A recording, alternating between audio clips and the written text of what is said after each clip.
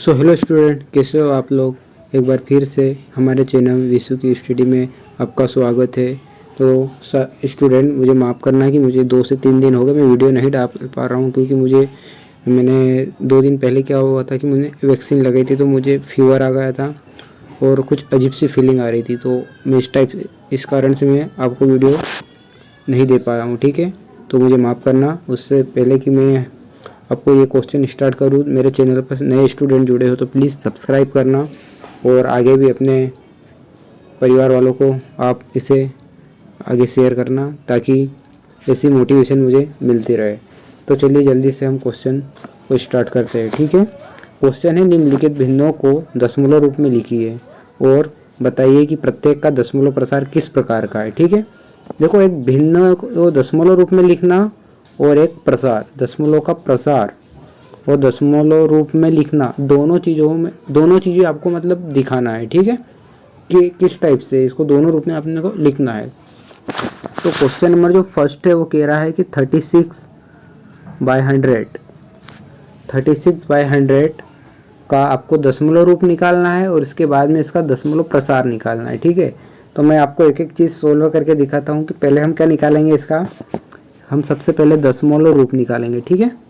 दशमलव रूप क्या होता है, देखिए 36 का 100 में हम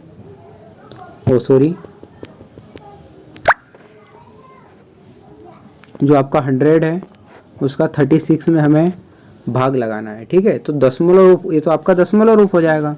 देखिए निकालते हम 100 और 36 बड़ा है, तो मैंने दशमलव जीरो पहले ही स्टार्टिंग में लगा दिया, तो आप यहाँ पर जीरो ले सकते हो, ठीक है। अब 100 का 360 में डिवाइड करोगे तो 3 टाइम जाएगा, 300 60 बचेगा। अब 100 का 60 में डिवाइड नहीं हो रहा तो फिर से आप जीरो ले सकते हो, तो ये आपका जाएगा 0.36 टाइम, ठीक है। तो यहाँ पर आप नीचे देखोगे कि इसका जो दशमलव प्रसार आ रहा है वो 0.36 है, ठीक है। तो इसका दशमलव प्रसार हो गया, ये क्या हो गया है, दशमलव प्रसार। अब आप चेक कर सकते हो कि नीचे ये कौन सा दशमलव, ये दशमलव रूप है, सॉरी मैंने गलत लिख दिया है आपको, ये दशमलव रूप में आया है और ये दशमलव प्रसार आपका नीचे है, ये किस रूप में है। तो आप देखिए कि यहाँ कुछ भी नहीं बच रहा है, इसका मतलब इसका दशमलव प्रसार कैसा है, दशमलव प्रसार इसका शांत है, ठीक है। शांत और अशांत पढ़ाया था मैंने आप लोगों को, नहीं इसको नहीं पता है तो वो स्टूडेंट पीछे जाए और शांत अशांत वाला जो एक्सरसाइज है उसमें मैंने आपको बताया था कि इसका इंट्रोडक्शन मैंने किया था आप लोगों को, वहाँ जाकर चेक कर सकते हो, ठीक है। तो शांत आवृत्ति कहलाएगी, क्योंकि यहाँ पर जो इसका शेष आ रहा है मतलब दशमलव प्रसार वो कैसा है, 0 है। तो ये हो गया आपका फर्स्ट वाला। अब सेकंड वाला देखिए आप, सेकंड वाला है कि 1/11 का दशमलव प्रसार निकालिए, ठीक है, 1/11 का। तो आप देखेंगे कि यहाँ पर भी 11 बड़ा है और 1 छोटा है। दशमलव रूप और दशमलव प्रसार दोनों निकालना है इसका भी, ठीक है। तो आप देखेंगे कि छोटी संख्या होने के कारण हम यहाँ पर 0 ले लेते हैं, ठीक है। अभी भी भाग नहीं जा रहा तो फिर 0 ले लेते हैं, ठीक है। अब 11 का हमें 110 में भाग लगाना है ना, तो आप देखेंगे कि 11 बन जा 11 का हम जैसे कि 1 छोटा है, यहाँ पर डिवाइड नहीं हो रहा, 0 लिया, ठीक है, पॉइंट लगाया, 0 लिया, फिर भी नहीं हो रहा है तो फिर भाग नहीं गया उसका, हमने यहाँ पर 0 ले लिया है, ठीक है। अब हम देखेंगे कि ये 11 का 100 में जाता है, तो 11 की टेबल आनी चाहिए आप लोगों को। 9 टाइम में जाएगा ये, 11 9 जो 99 होता है, ठीक है। अब यहाँ से आपका 1 बचेगा, ठीक है। अब इसका डिवाइड नहीं हो रहा है, आप यहाँ नीचे देखेंगे कि बस ये इससे आगे नहीं जाएगा, ठीक है। और यहाँ पर 1 आ रहा है आपका, मतलब 11 जो है ये कौन सी आवृत्ति है, ये अनवसानी आवृत्ति है आपकी।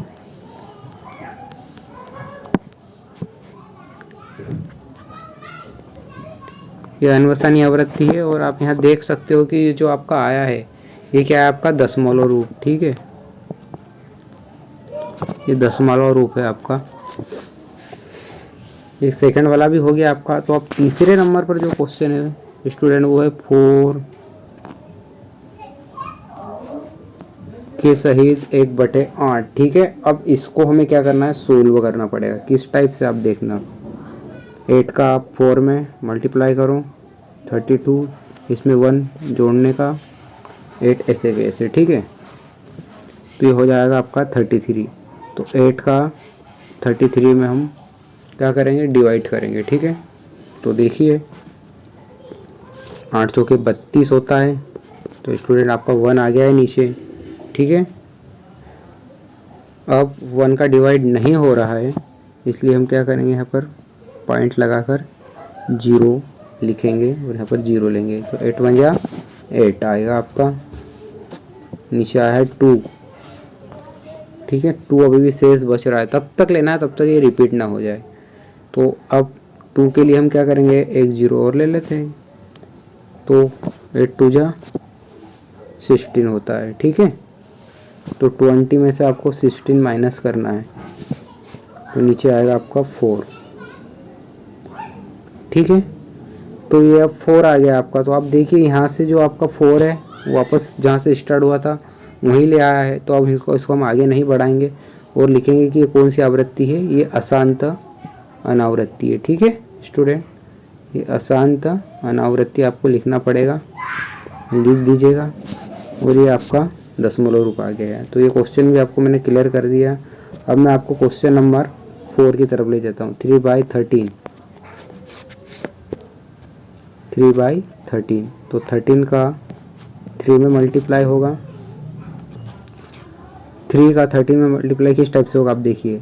ये 13 का 13 में डिवाइड नहीं होगा, तो हम 0 लेंगे। वही सेम प्रोसेस है जो हम पिछले क्वेश्चन में करते हुए आ रहे हैं कि जब कोई संख्या छोटी होती है तो भाग नहीं करती है। 9 तक के स्टूडेंट हो, आपको पता होगी ये चीज़ें, ठीक है। तो 13 की टेबल बोलना है आपको। 2 टाइम में आएगा आपका 26, नीचे आएगा आपका 4, ठीक है। अब देखना है हमें कि 4 का फिर डिवाइड नहीं हो रहा है, तो फिर हम 0 ले लेंगे।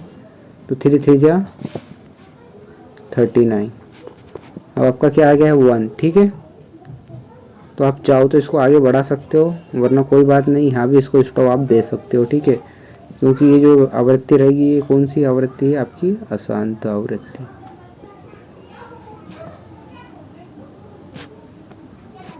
या इसको हम लिख सकते हैं अनवसानी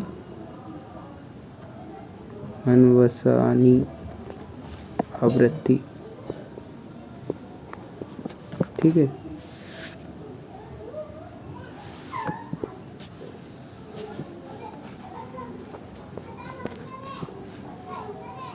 अब 11 का 2 में लगाते हैं हम,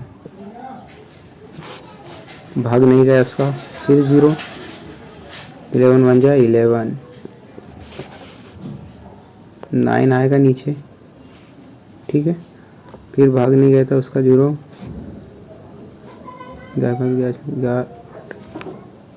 11 8 88 होता है। तो हम 88 लिखेंगे यहाँ पर, और नीचे आपका आएगा 2, ठीक है। तो स्टूडेंट आप देख सकते हो कि ये जो आपकी है ये कौन सी आवृत्ति रहेगी।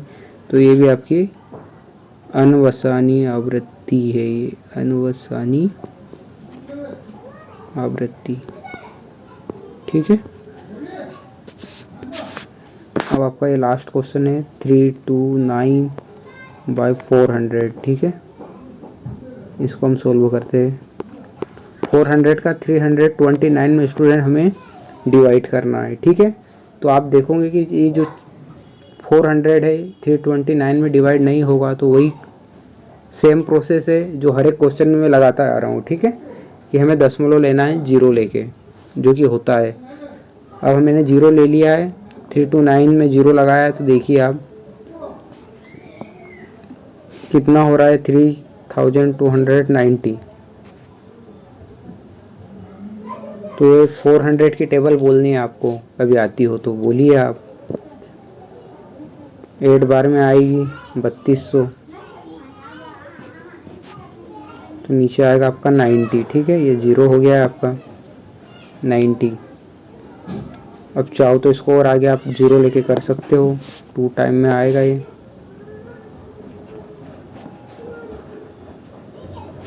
हंड्रेड आ गया है, और ले सकते हो। ठीक है, तो ये भी क्या हो जाएगी आपकी अनवसानी आवृत्ति, अनवसानी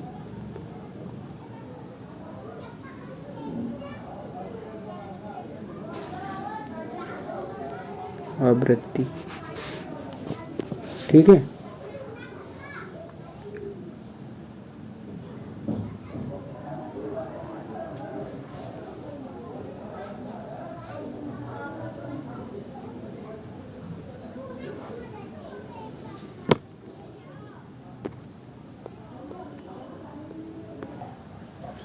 सो स्टूडेंट मैं क्वेश्चन नंबर 2 लेकर आया हूँ। मैं क्वेश्चन नंबर 2 के लिए आपको बता देता हूँ कि क्वेश्चन नंबर 2 क्या कहना चाह रहा है।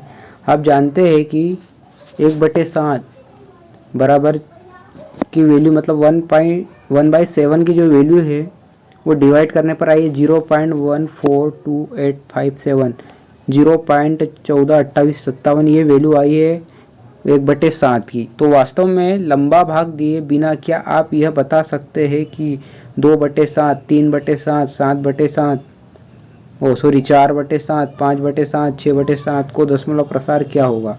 तो स्टूडेंट आपको कुछ भी नहीं करना है, जो वैल्यू दी हुई है बस हमें तो वही पता होनी चाहिए। ठीक है, मैं आपको निकाल के बताऊंगा, बिना लंबे भाग दिए इस वैल्यू को मैं पुट करके निकाल सकता हूँ। तो देखिए किस टाइप से निकलेगा ये मैं आपको आगे बताता हूँ। तो वैल्यू आप देख सकते हो यहाँ पर कि क्या है हमारे पास। ठीक है, 1/7। ठीक है, अब आपको ये वैल्यू याद रखनी है कि 14, 28, 57 ये किसकी वैल्यू है 1/7 की। और हमको निकालना कौन सा है, अब 2/7 का निकालने के लिए कह रहा है वो। ठीक है, इसके बाद 3/7, 4/7, 5/7 और 6/7। इसी टाइप से हम कंटिन्यू सारे क्वेश्चनों का, इसमें जितने भी मतलब ये नंबरिंग दी हुई है ये मतलब एक बोल सकते हैं कि परिमेय संख्या है, जितनी भी हम सारी निकालेंगे। ठीक है, तो हम आगे बढ़ते हैं क्वेश्चन नंबर जो मतलब फर्स्ट नंबर वाला जो हमारा दशमलव परिमेय संख्या में जो आएगी वैल्यू वो निकालते हैं, और दशमलव वाली संख्या को हमें याद करना है 14, 28, 57। ठीक है, 0.14, 28, 57। तो हम निकालेंगे 2/7 के लिए। ठीक है, तो देखिए किस टाइप से निकलेगा ये 2/7 है, इसको हम इस टाइप से लिख सकते हैं। ठीक है, इसको हम इस टाइप से लिख सकते हैं क्योंकि भाग में है, और जब भाग की चीज़ को हम किसी चीज़ में ऐड करते हैं या उसका हम बोले कि एक तरफ हम ले जाते हैं तो उसको हम क्या कर सकते हैं, इस टाइप से लिख सकते हैं गुणे में। ठीक है, तो ये यहाँ पर एक मैंने मन से लिया और 1/7 की वैल्यू को अलग कर दिया है। ठीक है, वो 2 को मैंने अलग कर दिया। तो 1/7 की वैल्यू मैंने आपको अभी बताई कि उसकी वैल्यू क्या है, क्वेश्चन में दिया हुआ है 0.142857। ठीक है, कोई बात नहीं दोस्तों, ये वैल्यू दी हुई है और इसका हमें क्या करना है, अब भाग लगाना है। ठीक है, तो आपको 2 में इसको भाग लगाते हैं। देखिए 2 का 7 में 14 होता है, 2 का 7 में जब आप भाग लगाओगे तो ये कितना होगा 14।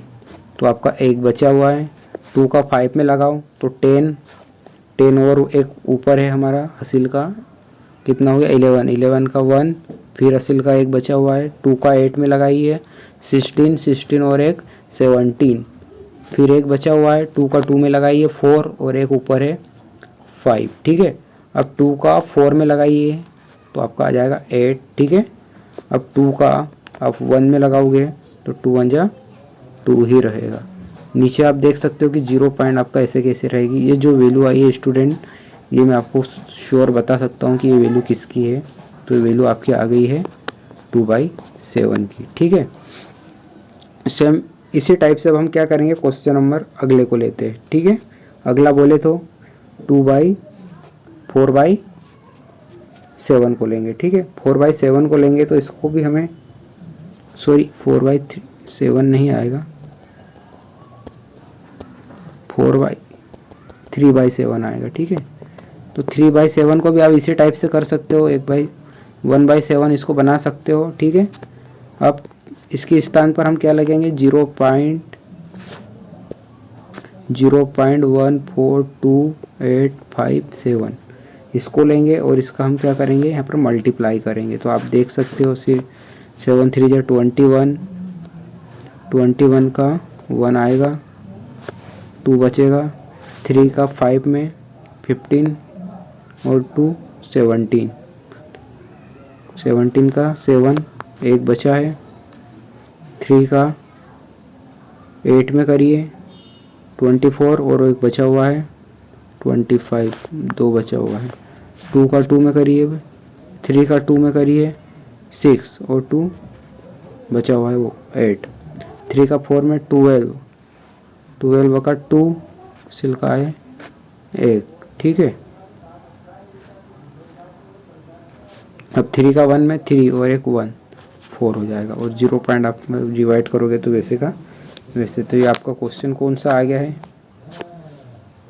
ये 3/7 परिमेय संख्या वाला वैल्यू आ गया है, ठीक है। अब हम कौन सी वैल्यू निकालेंगे, तो आप 4/7 को भी इसी टाइप से निकाल सकते हो, 5/7 को भी निकाल सकते हो और 6/7 जो बच रहा है आपका उसकी भी वैल्यू इसी टाइप से निकालिए। स्टूडेंट मुझे तीनों निकाल कर आपको ये आपका होमवर्क हो जाएगा, तो ये तीनों आप निकालिए, कुछ भी नहीं है, बहुत ही ईजी है। 1/7 आपका मल्टीप्लाई में एक साइड हो जाएगा, 1 हम 1 से लेंगे तो, ठीक है। तो ये क्वेश्चन आपको अच्छा लगा हो तो प्लीज़ मेरे चैनल को सब्सक्राइब करना। ऐसे ही अब मैं क्वेश्चन नंबर 3 और 4 के लिए एक नया वीडियो बना रहा हूँ, ठीक है, जल्द आने वाला है, तो प्लीज़ चैनल को सब्सक्राइब करना।